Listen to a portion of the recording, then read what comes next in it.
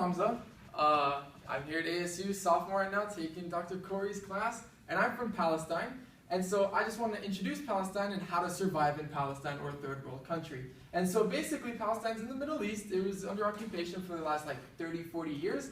And there are a ton of things wrong with this. So the first thing is we don't have an airport. You want to get into Palestine, you got to fly to a whole different country, and then you got to cross 3 borders. And those borders by themselves take a whole day. And so a 22-hour flight plus a whole day, factor in time difference, it takes forever. Next, we have an occupation. So a lot of people think it's like this super cliche thing where kids throwing like a stone at a tank. It's not really. It's more like these dudes like, harassing you, I guess, every now and then, searching you, violent incursion, stuff like that.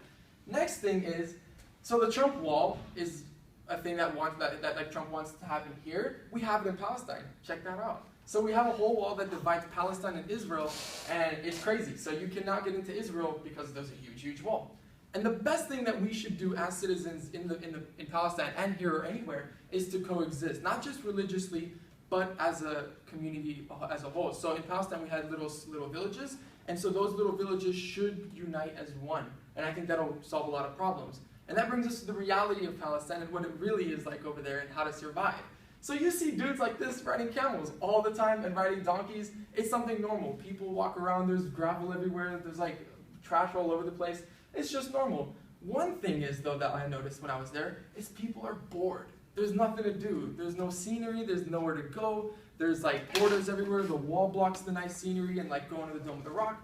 So people are usually bored, and that leads to a few different things that I'm going to get into, which is bullying.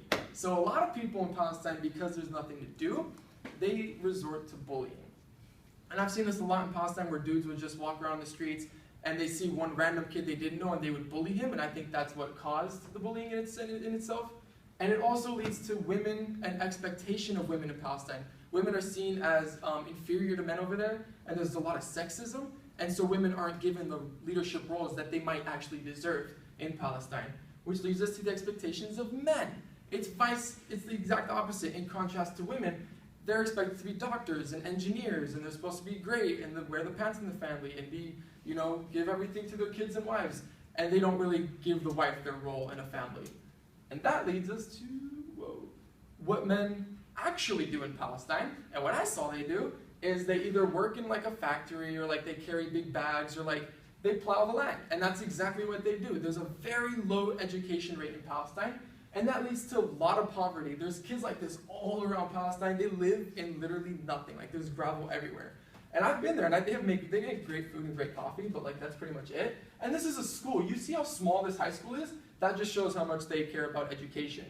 And so the only thing that I've seen in Palestinian unification is the fact that people unify in tragedies. So when something bad happens, that's the only time people come together and unify like this, but it's not in a good sense. Like it's this, you see this, it's not good. Which brings me to what I experienced and how I survived, is I made bonds with my friends. So in Palestine we had friends who were more than friends. We were brothers, we were sisters, we were siblings to each other. We loved each other all throughout my 5 years over there. And we also bond over food. So we're huge food eaters. We have mad spices, we got crazy rice, crazy portions, oils everywhere.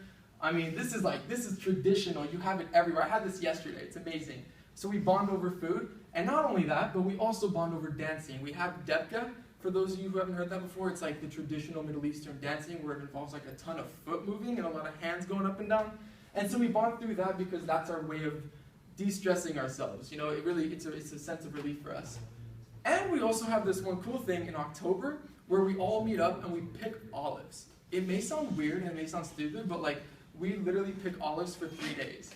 And we go through every single tree, and it's the best feeling in the world because we're all together, we're all eating together, and it's great. So the solution to all the problems in Palestine, in my opinion, is to increase the economic growth, which results to people relaxing, because a lot of people work over there and a lot of people are overwhelmed. And I think that's the one major issue that I have over there, is that people just don't realize the value of education and the value of economic growth. And I think by prioritizing that, we can establish a better community. Thank you.